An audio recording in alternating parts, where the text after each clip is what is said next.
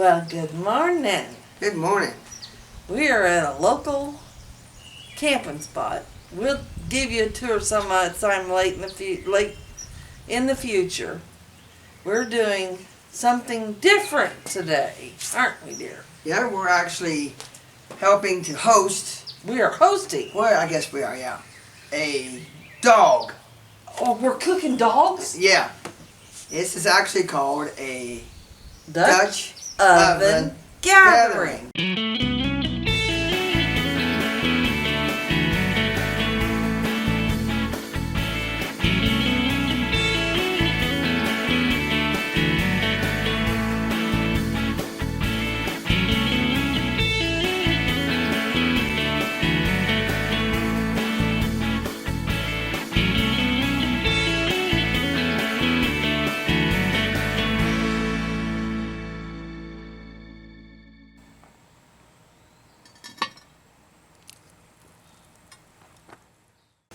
This is actually called a Dutch Oven Gathering. Therefore, we call it a dog. It don't cost anything for the most part to join one of these Dutch oven groups. Ours is called the Show Me Missouri chapter. Excuse me. Show Me Missouri chapter. The IDOS. International, IDOS, which is International Dutch Oven Society. It's a neat group. It don't cost anything for the most part. I mean, some of them, the national dogs cost, but you get all kinds of stuff with the national dogs. Yeah, we did one a couple years ago in Illinois. Oh, it was a lot of fun. We were going to go to Texas last year. Of course, COVID canceled it. We're not talking COVID. COVID's over, right? So, that's why we didn't have a dog last year either. Yeah. But this is our first one. We usually try to have at least 2 a year, spring and the fall especially. Yeah, we tried doing them in the winter, but that one year it was like 18 below. We froze to death. Nobody wanted to be outside in the cold weather because what is a dog? A dog is a furry thing that barks. Yep, but in this case, it's basically all it is a bunch of friends that get together. They like those things. And we get together. Everyone brings their cast iron Dutch ovens, or you can bring an aluminum Dutch oven, but it's Dutch ovens. And we cook up your favorite recipes, and then we have a big potluck dinner. Yeah, it's like a smorgasbord. Yep. Some things are better than others. We've got some decent cooks, and then some folks that don't cook very well. But everything tastes better. And we try to get people that learn. A lot of times we get people new that are learning and trying to learn how to cook outside. And one of the neat things is, too, we've got some friends coming from Iowa. And we actually got them into Dutch oven cooking by... He's what, like 6'6" or something like He's that? Tall guy. He built the Dutch oven table that's huge. Yeah, we can't already reach it because his Dutch oven table reaches him. So I'm trying to pick a Dutch oven and turn it. I'd be up here and trying to pick it up. But he built it for him. But he got into it a number of years ago because we go up there and cook for him and his dad. And when we go up there to a show every Father's Day weekend. And he got into it and said, I want to learn to do that. So... ever since then, him and his wife come down and participate in Dutch oven cooking with us and have As you can tell, the smoke is going right in between the two of us. It's about to kill me. Yeah, we're underneath the shelter house. Because it's raining. And we set this up on the back side of the shelter house so people can kind of come in from the other side. And unfortunately, that's the way the wind's all blowing. And that's going to be our only fire. Because the fire pit's soaked. Got water standing in it. It's got water standing in it. And there's a calling for off and on rain all day. So we're all going to cram underneath this shelter house. And cook and eat and have a good time. So we're going to be back here a little bit and cook up We are cooking.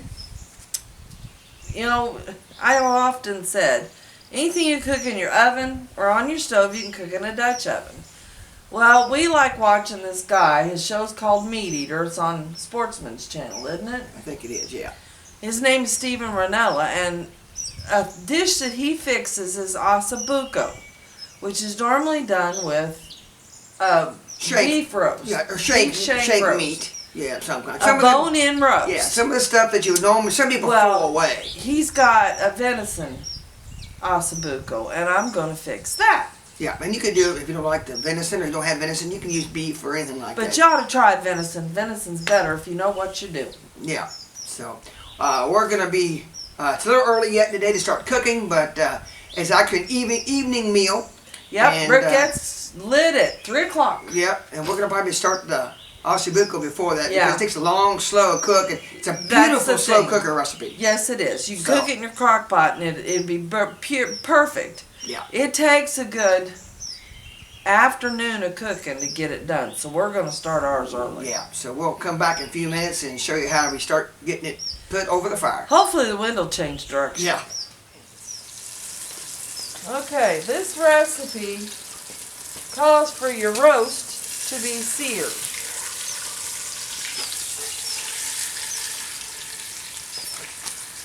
Oh man, I can't see. This is a very important part. This keeps your roast real juicy. Now I'm making a little more than I normally do. Like I said, we're using bone-in venison roast. I forget what they call this. Shoulder steak or something like that. Or shoulder roast. Yeah, we normally don't do this cut, No. but I had a friend of mine who doesn't eat a lot of venison, so they gave us some roast. But they like hunting. I don't understand Yeah. that. Of course, it's like me. I like fishing, but I hate eating it.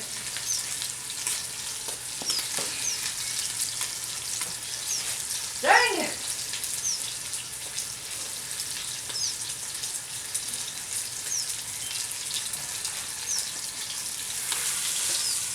Nope, not quite. I'm gonna get the other one ready to go. These roasts need to be dredged in flour. It helps to thicken it when it's done. Makes a good sear on it too, doesn't it? Yeah. Maybe that flour Yeah. in there. And you need that to make it taste right.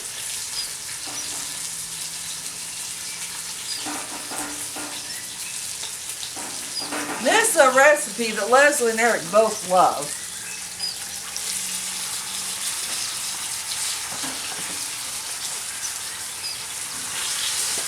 I'll try to keep it from spinning for you, hon. Oh yeah, that's ready. Looking good. Ow.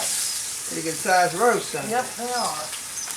Well, we got lots of people coming today, and it's a favorite. They're in the keeps too. I mean, it's Yeah. you know.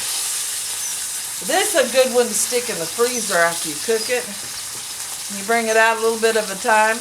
That way all you have to do is make the polenta or mashed taters. Kids like it with mashed taters, so does Wade. I like it with the polenta. The original recipe calls for polenta. Yeah, it did. There you go. Out of the cookbook. We're losing our flame, dear. And this is one, it's low and slow.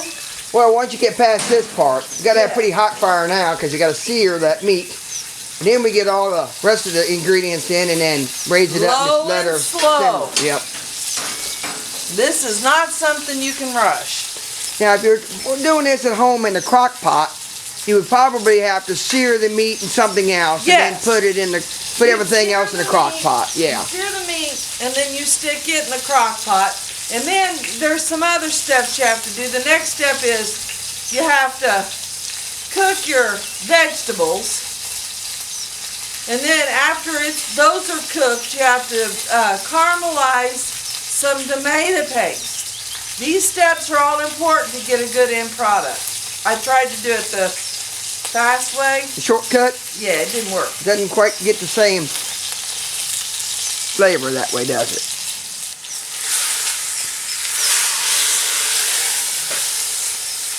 See how golden brown that is? Looks Beautiful. yummy already.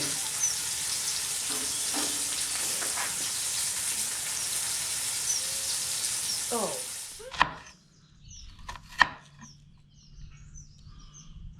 What's this called, Wade? The Mirepoix or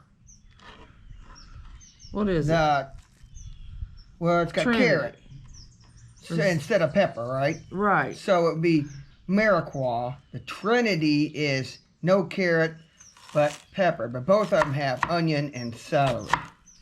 We used the Trinity when we were down in Arrow Rock and did red beans and rice. Yes, that's right. Okay. In here I've got 3 stalks of celery and the equivalent of an onion. And you know me, I don't like onion. But you need it all to make it taste right. And I'm doing my dishes. Paper, not foam plate, right? That's right. We don't put foam in our fire. Oop. Paper plate's burning now. Yep. It's probably going to take most of this bag, so I'm just going to go ahead and dump it all in there.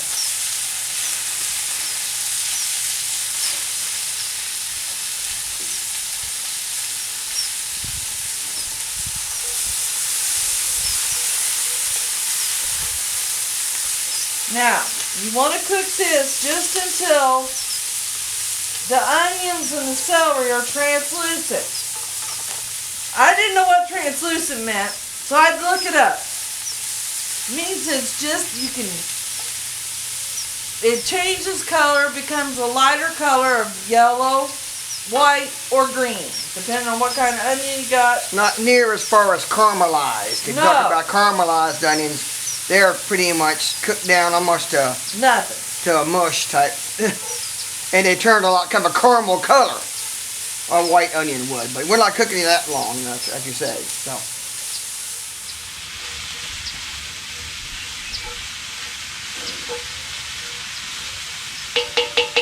Now we're just going to let that cook a few minutes, and we'll get the rest of our ingredients. Okay, honey, come look in there. See how my onions are just barely turned? My carrots are done a little bit. They'll finish cooking. Now we're going to put in, the recipe calls for about half of one of these cans. I like mine pretty tomato-y. So we're going to move this stuff over. Honey, come get a shot of this. And we're going to put this right in here. We want it caramelized. Meaning some of the... I'm in the smoke. I'm moving this side again. Okay, that's fine. Mainly what you want to do is you want to cook your tomato paste a little bit. It'll change color. It'll turn it brown. Or a brownishy color.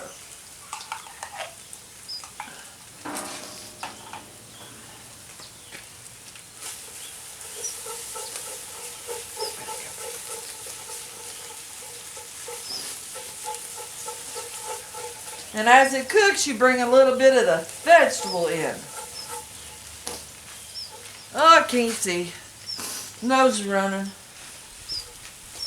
The joys of cooking over an open fire.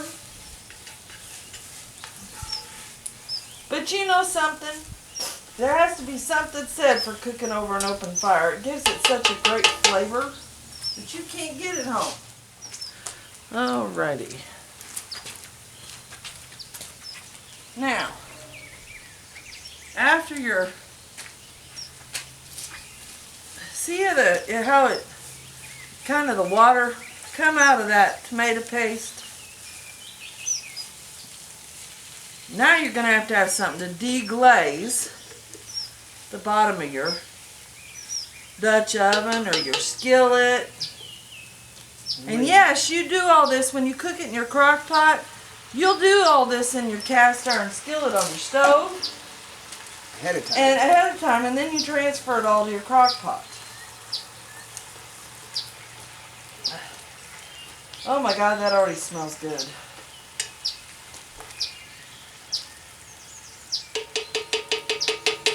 Oh, I can't see again. Alright, now I need that chicken stock, honey. Okay. That's 2 cups of water. You may have to add some, depending on how much it cooks it up. There you go. It's spilling for you. Thank you. Now, you can use whatever kind of stock you want. You can even buy the stock that you get. It's in the box or the can. Yeah, you would think with a venison like this you would use beef, but You Steve can actually use whatever used, yeah, you he want. actually, his recipe actually uses chicken, so that's what we're sticking with. But you can Chicken use or whatever. vegetable? I can't remember now. I think it's chicken. It's what we're going to use. And once again, our chicken stock is a little... We're trying to use it up. It keeps for a long time, but does get kind of Gloppy. clumpy. Okay. Now I need the Italian seasoning over there. Okay. One thing that we're doing different than Stephen Ranella does is since we're doing this out here and we try to do everything that's shelf stable, we're going to use dried seasonings. Of course, fresh would be wonderful if you have that. Yeah, fresh Use that, would of be course. wonderful. And it has quite a few. Quite a bit. We use Italian seasoning. Most of the Italian seasoning has the thyme, the oregano, Rosemary, and rosemary. I think. And I don't know, name me something else too, But that's what we're using. Now, it looks pretty thick, but those two roasts are going to create some of their own juices. So if we need to, we can always add. And like I said, this is one that you put it on in your crock pot and you forget it.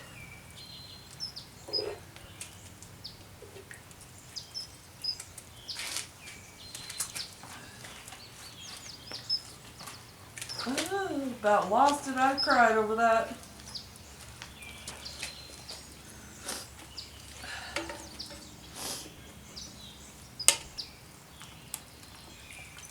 Flip that over, get some of the juices on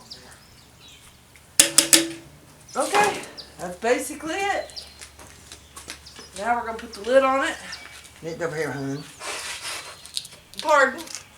Pardon. Don't mean to be rude. Been snorting smoke. Allergy season anyway. So. Yeah. That's there it. we go. Lid on. Now we're going to watch and make sure as soon as it starts steaming, it's got tomato in it. Tomato burns very easy. So you got to watch. I think I just had a spider fall on me. Got to watch and make sure it don't burn on the bottom. So as soon as you see it steaming, you raise it. Yeah, because you just want it at a simmer, not at a boil. It's going to take several hours. Oh yeah. So, till that That's just meat about falls apart. 4, maybe 5 pounds of roast in It is there. going to take good 4, maybe 5 hours to get done too, isn't it? Yep. Till it falls apart. We'll show you what it looks like more. 12 guests came and prepared 13 different Dutch oven recipes. This is homemade stromboli.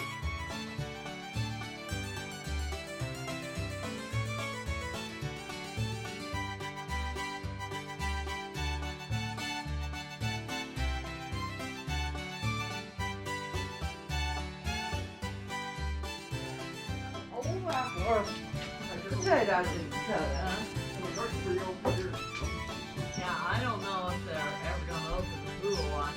That's gonna be no one they were playing bridge for the first time. And I asked her, she didn't know if Elsie. It's ready whenever you are.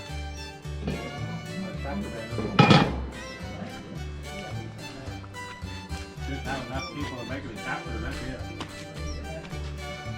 So how many people are in right now? Facebook? 2. Anybody doing old press? How's it looking now, hon? Oh, it's looking real good. Look at that. That's when you know it's done. Pulling. That's all that matters. Yeah. Did they have the one that was bigger this year? Yep. There's the bone coming out of it. It means it's done. Well, it's done. You don't like this stuff at all, do you, son? I'm not quite sure what it is, but it's meat. This is ossobuco. You do too know what this is. Well, I do now. All I I know can't see what I'm doing. is meat. I know I was working in second year. So, you're getting it poured and we'll dish it up and show you how we dish it up here in a few minutes. Here are several of the group's Dutch ovens fast at work cooking our potluck style dinner. It snows about 2 foot. It's just got, And tonight's lineup for our Dutch oven gathering dinner, starting with croissants, barbecued pulled pork, stromboli number 1 with marinara sauce, stromboli number 2,